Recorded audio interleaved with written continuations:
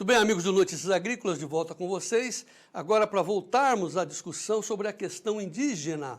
Está aí no nosso título, o que há por trás dessa questão que nos envolveu aqui no Notícias Agrícolas e que envolveu também, essencialmente, o doutor Fernando Pinheiro Pedro, com quem nós vamos falar já já. A gente sempre o identifica como advogado, que é vice-presidente da Associação Paulista de Imprensa, mas ele é uma pessoa que se envolveu na estruturação da questão ambiental, da questão indígena, lá na formação do governo Bolsonaro.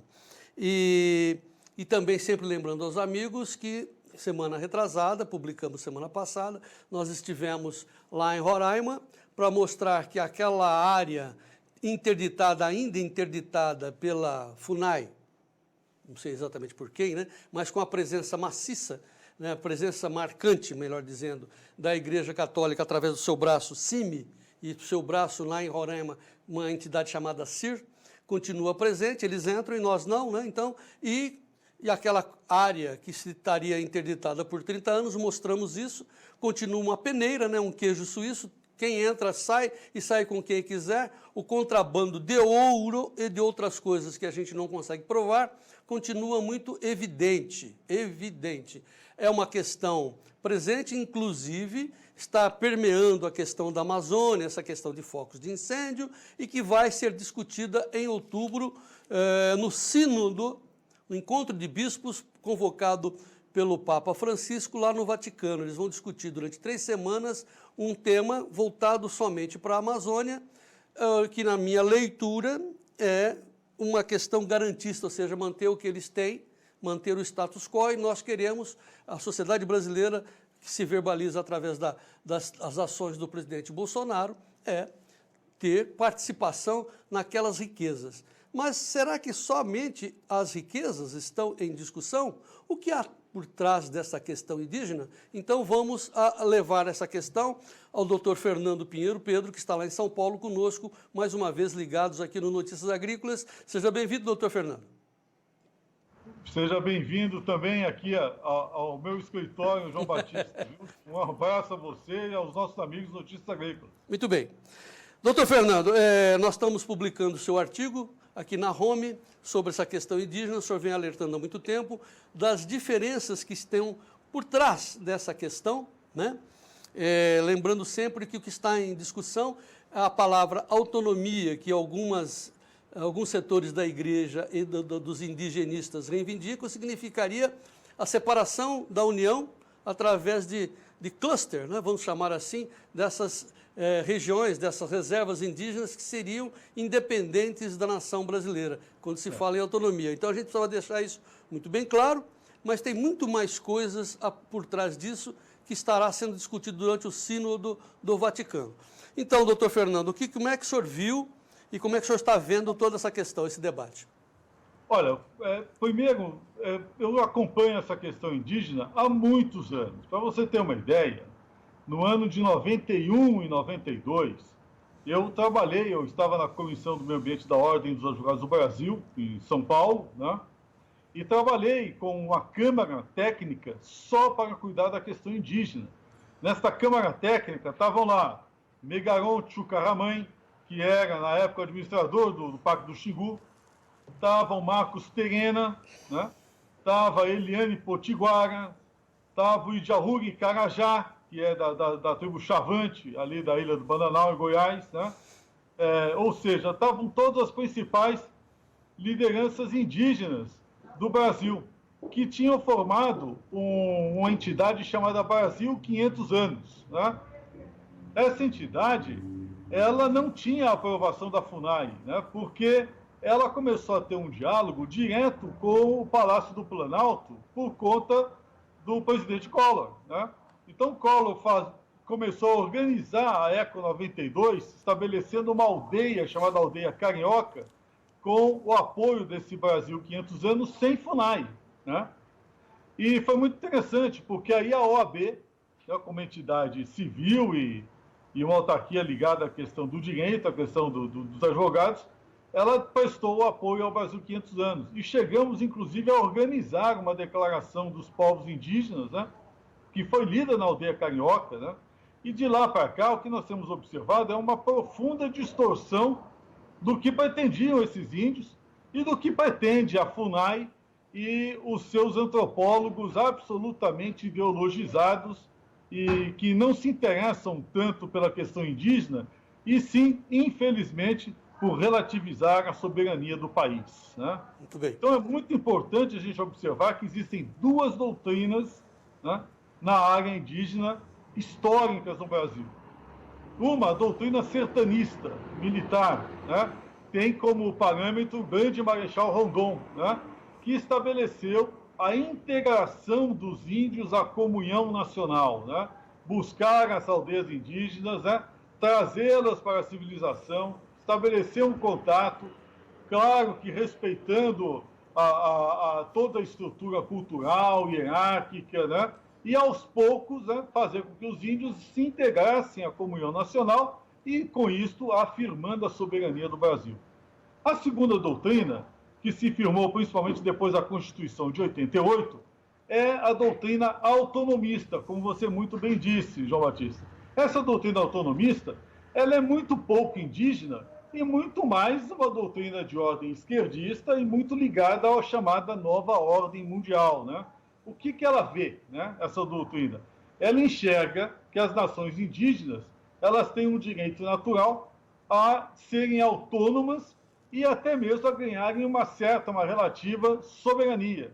De tal maneira que o papel da autarquia federal brasileira, por exemplo, no caso da FUNAI, não é buscar os índios e integrar os índios à comunhão nacional, e sim manter os índios isolados, né? Os índios não têm nada a ver com a estrutura social, econômica, cultural do Brasil, né?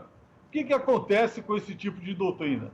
Primeiro, os índios ficam nas mãos de verdadeiros gigolôs antropológicos, que são os antropólogos da FUNAI, né? Ficam bancando os intermediários em tudo que diz respeito às necessidades indígenas. E segundo, os índios ficam absolutamente isolados do controle territorial do governo federal. Isto é a razão mais clara da crise que nós vivemos hoje com referência às terras indígenas do Brasil. Muito bem. Mas a questão, considerando a questão dos autonomistas, ainda me fica a necessidade de maior clareza. Porque agora há pouco, doutor Fernando, eu fiz uma entrevista com a Federal lá de Chapecó, cuja reitoria está ocupada por alunos esquerdistas que não aceitam a indicação da reitoria por parte do Bolsonaro. Sim. É muito claro a ideologização dessa atitude. Ao mesmo tempo... as universidades federais viraram madraças, né? Pois é, madraças. Mais ou menos aquelas escolas muçulmanas, né? Você não aprende nada, você só aprende doutrina, né? Muito bem. E no caso da questão indígena, também a gente percebe a ideologização dessas atitudes dos autonomistas que querem, entre aspas, declarar a independência das reservas indígenas na nossa sociedade. Aí eu pergunto, mas para que isso? O que eles ganham com isso? Vai ter lá uma população com umas madraças que vão rezar pela cartilha deles? Não é isso, né? Por trás deles é a pergunta. Por trás dos autonomistas está a nova ordem mundial. Por trás dos autonomistas estão os globalistas, um grande cartel financeiro formado pelos grandes fundos de investidores, né, que querem relativizar toda e qualquer soberania nacional, não é só do Brasil, né? Com isso, eles pretendem, eles financiam, né, o esgarçamento do tecido social, né, estabelecem esse chamado marxismo cultural, que é, na verdade, uma forma, né, que eles encontraram, eles devem ter se inspirado no George Orwell, né, que, quando escreveu 1984, estabeleceu lá que numa sociedade qualquer do futuro iria existir uma nova língua, né, e o duplo pensar, ou seja, tudo aquilo que você faz, na verdade, você está fazendo ao contrário. Então, veja só como funciona esse duplo pensar dos globalistas, da nova ordem mundial. Nós somos politicamente corretos, e a incorreção nós sabemos quais são, né, João Batista?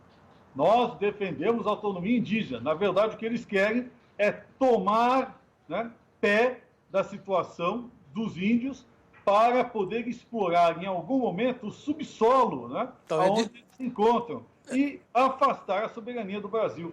Isso é patente, o interesse é absolutamente econômico, não tem nada a ver com esta correção política que está incerta no discurso que é superficial. Então é disso que se trata. O que eles pretendem é o subsolo do Brasil, é se assenhorar das nossas riquezas minerais e dar um bypass, né? Dar um tchau para o governo brasileiro.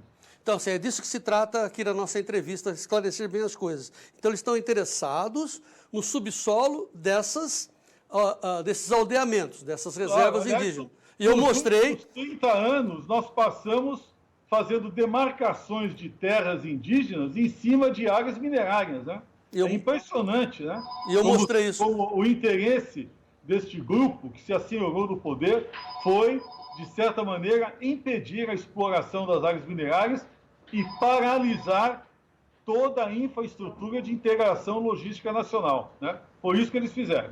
Então, vamos esclarecer, porque foi isso que eu mostrei nessa reportagem que fiz lá em Roraima, mostrando que exatamente as reservas Yanomami e a reserva da Raposa Serra do Sol, que tem o Apixana, tem uma Cuxis, várias etnias, eles estão no enclave exatamente onde as pesquisas do DNPM constatou riquezas minerais, toda a tabela periódica, como eles dizem, para não ficar falando só em ouro, em diamante, é tudo ali, tá?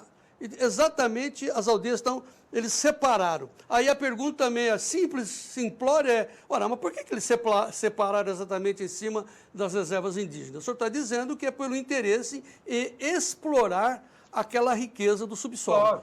Veja, a nova ordem mundial, ela, na verdade, ela trabalha como trabalhavam os países na época do imperialismo, né? Da primeira Revolução Industrial. O planejamento deles não é de 4 em 4 anos, nem de 10 em 10, é de 50 em 50 anos, né? Então, eles estão muito tranquilos. Primeira fase, estabelecer uma exclusão da soberania territorial brasileira, né? Criando uma demarcação de terras indígenas. Segunda questão, trabalhar diretamente com essas ações indígenas, né? Trazendo-as para esta nova comunhão internacional, né? Que é aquela dominada pelos países de primeiro mundo, mas todos eles, de certa maneira, alinhados com estes cartéis, né, de grandes investidores. E aí, explorar o nosso minério, que não é qualquer minério, né? É ouro que está lá, ou seja, nós estamos voltando no padrão ouro na economia mundial, não podemos esquecer disso, né, João Batista? O padrão ouro está sendo cotado de novo para vigorar como lastro, né? E ali é o que tem, é ouro, né? Só para lembrar, professor, só para lembrar, nesse instante aqui a nossa tabela de cotações cedida pela Investing está marcando que o grama do ouro subiu por causa da crise do petróleo, está subindo 0,62%, está cotada a R$ 1.508,65 o grama, 1.508. Pois é, isso já dá uma noção da importância econômica do subsolo brasileiro naquela região. E o engenheiro agrônomo Anastasi, aí o sobrenome dele é grego, não vou pronunciar, mas é o dirigente da Codesaima, diz que as lojas lá que tem em Boa Vista, professor, cada loja compra quilos de ouro, eu vou pedir para o Renan me enquadrar aqui, cada loja compra quilos de ouro, e ele diz que, eu perguntei, havia ali uma notícia de que estava havendo um contrabando de 450 quilos de ouro, sendo que metade era contrabandeado, só metade era legalizado. Eu falei assim, o senhor tem uma ideia de quanto sai de ouro aqui de Roraima? Ele falou assim, olha, eu só posso dizer pela loja aqui da esquina, que compra 1,5 kg de ouro por dia. Então são toneladas. Eu falei, mas toneladas? Fica a interrogação. Veja só, ou seja, uma lojinha dá R$1 milhão de movimento por dia, não é isso? Uma lojinha. Uma lojinha. Agora é importante para a gente não cair na tentativa de desqualificação da teoria da conspiração, quando o senhor diz assim, os globalistas, eles querem os cartéis. Quem são? O senhor tem condição de nominá-los? Não, é fácil a gente observar. A globalização, ela é um fenômeno mundial, isso ninguém discute, né? E a globalização, ela obviamente trabalha com a integração econômica das economias nacionais. Mas os globalistas, eles são os parasitas da globalização. Onde é que nós podemos identificar os globalistas? Aqueles fundos abutres que entravam nos países em desenvolvimento e saíam logo em seguida, deixando um rastro de destruição e de depressão econômica. Isso aconteceu na década de 80, de 90, na primeira década deste século, né? Vários países foram vítimas disso, inclusive a Argentina, que é nossa vizinha, né? E estes fundos abutres, né? Eles são, digamos assim, o lado mais visível, mais radical de um trabalho muito grande, né? De branding, de marcas, né? Como a gente costuma dizer, que são desses grandes cartéis que não enxergam mais países, governos e soberanias. Por exemplo, os cartéis digitais, né? Nós temos aí Google, Facebook, né? Twitter, né? Todos eles hoje sendo autuados pelos estados nacionais, você sabe disso, né? Multas estratosféricas, né? Na União Europeia, né? Nos Estados Unidos, né? Aqui na América do Sul já se começa a investigar, porque, de certa maneira, eles estão monopolizando o mercado internacional, né? Mas eles não são o principal, né? Por trás deles nós temos instituições ideológicas muito fortes, né? A começar aquelas instituições que são mantidas por um grande líder dos globalistas chamado George Soros, né? Que mantém uma entidade chamada Ordem Democrática que prega efetivamente o politicamente correto, o marxismo cultural, né? Trabalha firmemente no sentido de criar ações libertárias que, na verdade, são liberticidas, né? Estabelecendo o que há de mais complicado em todos os países. Só que tem uma diferença. Se a gente observa isso na França, na Inglaterra, nos Estados Unidos, e nós estamos vendo as reações dos governos conservadores contra os globalistas, no Brasil não. O Brasil é o teatro de operação, é o grande laboratório dos globalistas. E o foi nos últimos 30 anos. Aqui eles fizeram de tudo. Eles tiveram o apoio, a cumplicidade do governo federal todos esses anos. Seja nos governos tucanos, nos governos do PMDB, seja nos governos do PT, né? Durante este período, eles experimentaram de tudo, né? Com referência à relativização da nossa soberania. O Macron seria um desses autonomistas aí? Sim. O mundo hoje, geopoliticamente, o que nós estamos vivendo hoje? Uma grande guerra entre soberanistas e globalistas. Os soberanistas também compreendem a globalização, mas eles não estão de acordo com a nova ordem mundial. Onde estão os soberanistas? Trump é um soberanista. O primeiro-ministro da Inglaterra hoje, o Boris, é um soberanista. Vladimir Putin é um soberanista, né? O Bolsonaro né? O Bolsonaro é um grande soberanista, né?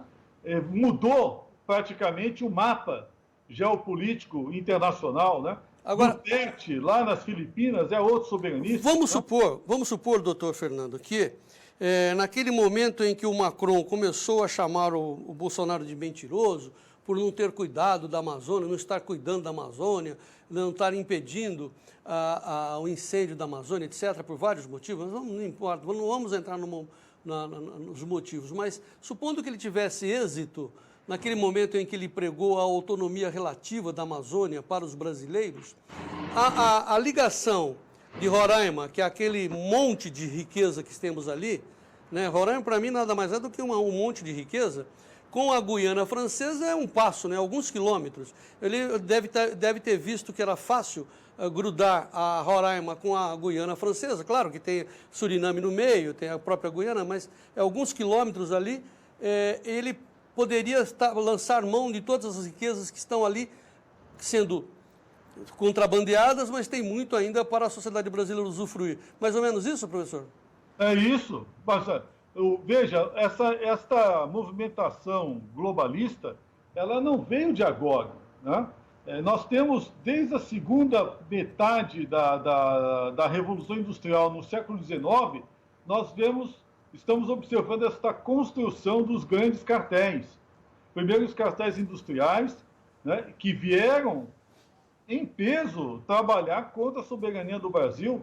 Nós tivemos a reivindicação da França, do território do Amapá, né, no século XIX, falamos sobre isso já em outra ocasião, né, tivemos a reivindicação britânica de parte do território de Roraima. E, ao contrário dos franceses que não conseguiram nos levar ao Amapá, parte de Roraima foi cedida para a Inglaterra por arbitragem internacional, né?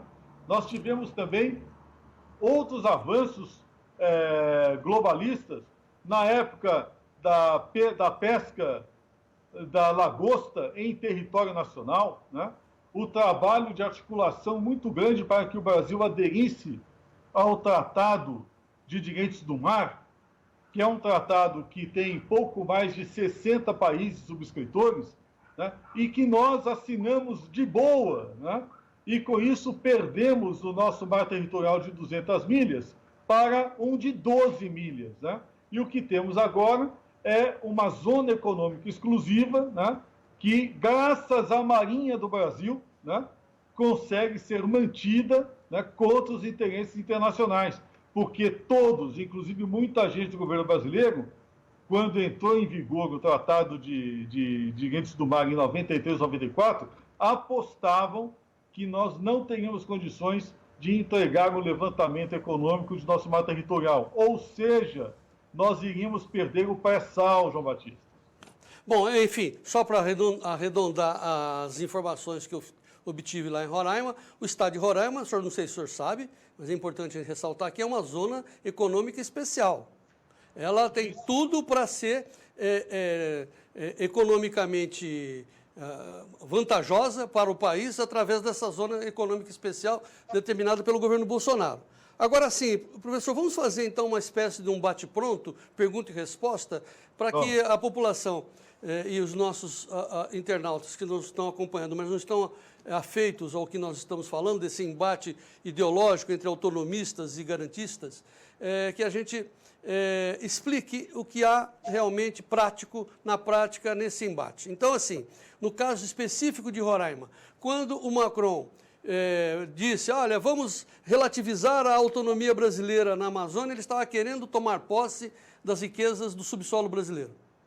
Primeiro, Macron, ele é um menino dos globalistas, né? Então, nesse tabuleiro de xadrez, a gente tem que observar que a França hoje, né, ela se opõe, a França e a Alemanha se opõem à Inglaterra, Estados Unidos e Brasil, né? Então vamos observar o que Macron quis dizer com este avanço em relação ao território amazônico. Nós queremos internacionalizar a Amazônia. E esta internacionalização não é de hoje. Ela já está sendo propugnada, né? Já está sendo posta em campanha, em demandas há muitos anos. Para se ter ideia, nós temos um líder indígena que mora lá no exterior, o Raoni. Você sabe disso, né? Sim. Tem uma ONG internacional. A função do Raoni é trabalhar com os globalistas para relativizar a soberania brasileira na região amazônica. Então, no caso, primeiro, o ato de Macron, ele, na verdade, ele é um ato demandado. Ou seja, demandado por quem?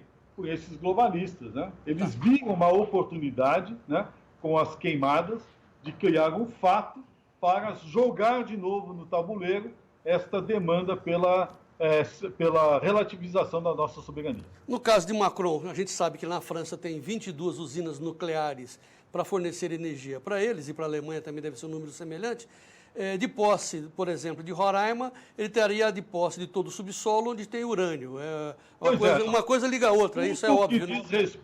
Tudo que diz respeito aos aspectos bélicos e de energia, né, nesta guerra entre soberanistas e globalistas, está em Roraima. Roraima tem nióbio, tem ferro, tem ouro, tem urânio, né? E tem um monte de pedras preciosas, né? Diamante e tal. Não, é assim, tem a tabela periódica de forma, tudo que você precisa de material raro, enfim, qualquer material raro está lá dentro. Agora, assim, caso ele tivesse E tem tomasse posse... quantos territórios indígenas? Mais da metade do estado demarcado, né? Exatamente. Veja os mapas que nós publicamos aí. Agora, tomando posse, ele tomaria posse, portanto, por óbvio, dessas riquezas. Não acontecendo isso, mesmo assim estamos lá com entidades religiosas, que é o braço do Vaticano, o CIMI, tentando manter o status quo. Eles querem manter, pela minha leitura, eles querem manter aquela miséria que está nas cidades do estado de Roraima, veja Boa Vista. Então, assim, o que a gente está pretendendo é uma modificação do status quo. Eles querem manter o status quo. Não, primeiro você tem que lembrar que nós temos uma divisão na igreja muito clara, né? Esta ala esquerdista da igreja, ela é toda globalista e sempre foi. Nós sempre tivemos missionários católicos naquela região, né? Sempre, todos eles trabalhando, né, pelos autonomistas, né? Ou seja, de acordo com esta visão de gigolosização dos índios, né?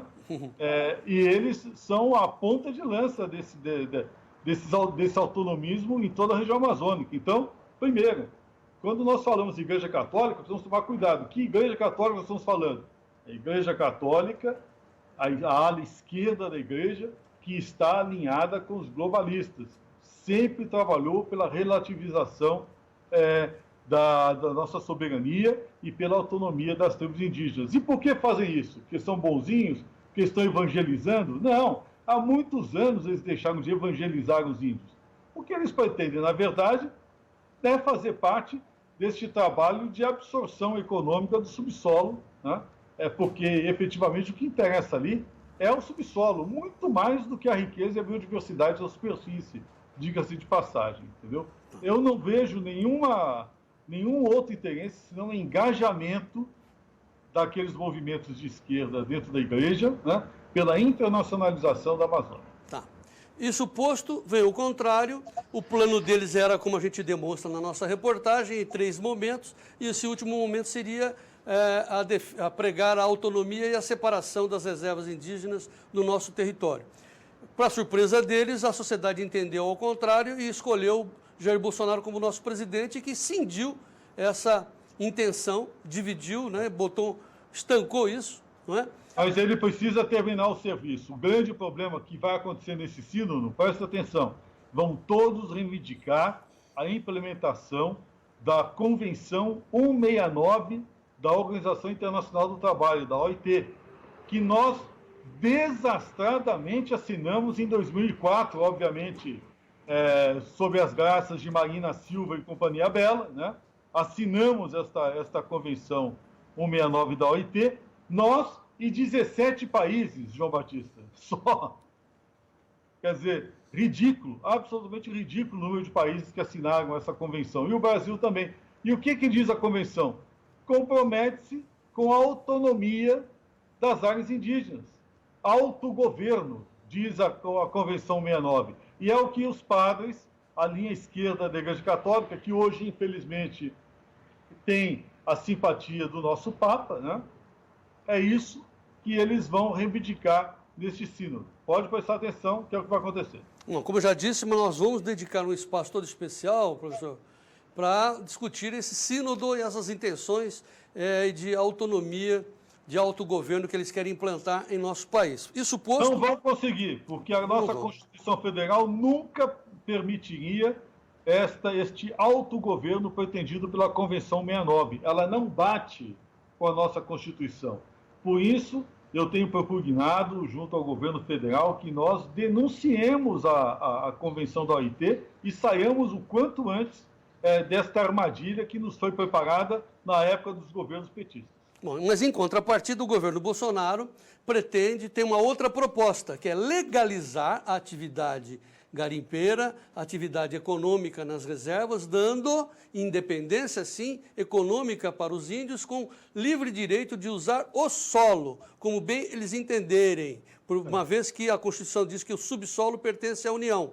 Então, assim, como o senhor já disse, se o governo quiser, ele próprio entra lá e explora aquilo que achar conveniente. Mas dentro dos trâmites da democracia, da discussão que nós estamos vivenciando nesse momento, vamos dar, segundo a proposta do Jair, independência econômica para as reservas, para que os índios, de uma forma cooperada, através de uma cooperativa, decidam o que fazer com o seu solo. Vamos plantar, vamos explorar. É isso? Essa é a proposta? É possível isso, João. Veja só, nós temos tramitando no Congresso Nacional uma PEC, um projeto de emenda constitucional número 187, se não me engano, né? Que estabelece a inserção de um 8º parágrafo no artigo 231 da Constituição Federal, né?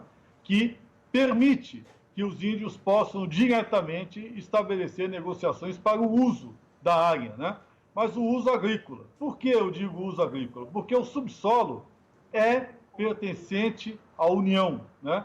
E veja só, o Estatuto do Índio de 1973, né? E que foi reincorporado, ou seja, foi aceito pela Constituição Federal, ou seja, ele está em vigor, né? Ele estabelece lá no seu artigo 20, né, o seguinte: em caráter excepcional e por qualquer dos motivos adiante enumerados, poderá a União intervir, se não houver solução alternativa em área indígena, determinada a providência por decreto do presidente da República. Portanto, o próprio presidente Bolsonaro, por decreto, pode determinar para estabelecer exploração de riquezas do subsolo de relevante interesse para a segurança e o desenvolvimento nacional e para a realização de obras públicas que interessam ao desenvolvimento nacional. Ou seja, desde sempre, desde a década de 70, o governo federal, por um decreto presidencial, poderia intervir nas áreas indígenas para estabelecer linhão, estrada, mineração. Só não o fez porque nós tivemos governos pusilânimes, desde a década de 90, né, que não faziam uso da lei, João Batista. Só isso. Bom, então, traduzindo, as nações indígenas que nos assistem, saibam, vocês têm o direito de decidir o que fazer no solo, o que plantar. Isso é decisão de vocês. A segunda clareza que nós temos que deixar aqui é que o governo Bolsonaro poderá intervir, se quiser, em qualquer área para explorar os minérios que estão no subsolo. Claro. E a renda seria revertida para a sociedade e também em renda para os indígenas. Para os próprios índios, né? Eles teriam acesso, isso é o que dispõe a Constituição, né? E serão ouvidos. Mas se não houver um acordo, pode haver a intervenção, né? E a solução será judicial, né? Na pior das hipóteses. Tá. Mas sempre se permitindo a exploração, porque o que está lá embaixo pertence a todos nós, é a União, né? Não é de quem faz uso da superfície. Isso vale para os índios, vale para o Zé da Silva, que mora na casa aqui na esquina, vale para você e o seu sítio, João Batista. Enfim, vale para todos nós. É de interesse da União. Agora, então, como é que fica a partir desse momento? O debate está na sociedade, de uma certa forma, né? Nós estamos colaborando, tentando colaborar com esse debate. Quais serão os próximos passos? Em que pé estamos? Olha, nos próximos passos nós vamos enfrentar a chamada lawfare, né? Guerra legal, né? Que é uma das batalhas que são travadas hoje contra os globalistas, né? Como é que os globalistas trabalham, né, para relativizar a soberania dos países, em especial no Brasil? Eles trabalham com a guerra legal. Eles atuam com seus asseclas postados em Ministério Público Federal, no Judiciário Federal, nos Ministérios Públicos dos Estados, nas ONGs, nas administrações públicas engajadas de estados e municípios. Enfim, nós temos hoje uma jusburocracia que foi contaminada, né, por esses globalistas e que há anos vem se dedicando a impedir, né, que o governo federal assuma o controle do seu território, em especial na região amazônica. Então nós vamos travar essa batalha. O que nós temos aí de vantagem em relação ao passado? Nós temos o governo.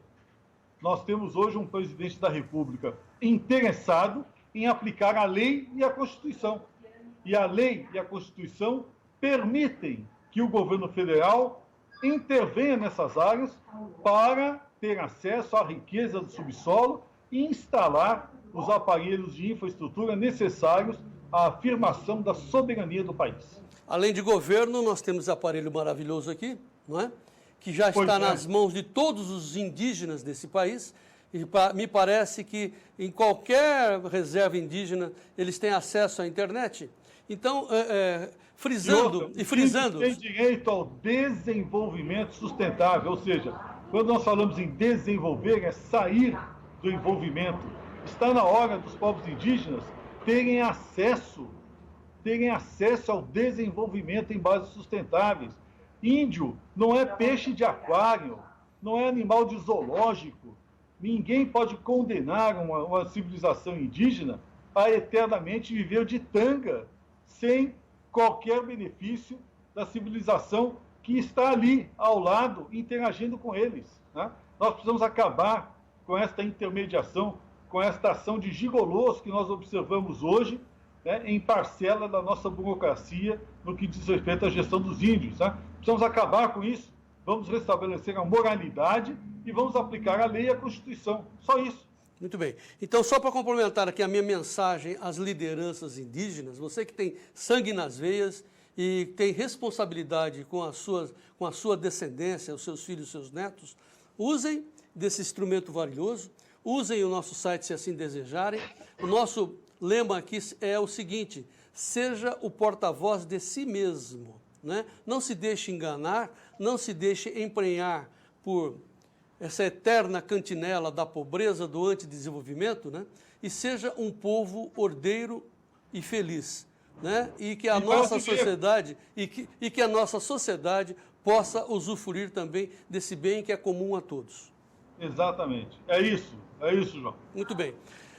Doutor Fernando, mais uma vez, muito obrigado. Estamos na luta, vamos voltar a cada vez mais a conversarmos para esclarecer ainda mais a nossa sociedade. Muito obrigado pela sua participação. Vamos resgatar a nossa soberania, João Batista. E vamos em frente. Muito bem. Muito bem, amigos do Notícias Agrícolas, mais uma participação do doutor Fernando. Vamos resgatar a nossa soberania, vamos ser uma nação independente, harmônica, em paz, né, para o bem de todos. Daqui a pouquinho o Notícias Agrícolas volta com mais informações. O Alex Horta vai fechar o mercado de hoje, dessa segunda-feira, que está pressionada pela alta do petróleo, e seja, como eu digo, o produtor rural mais bem informado do nosso Brasil. Muito obrigado pela atenção por enquanto e vamos em frente.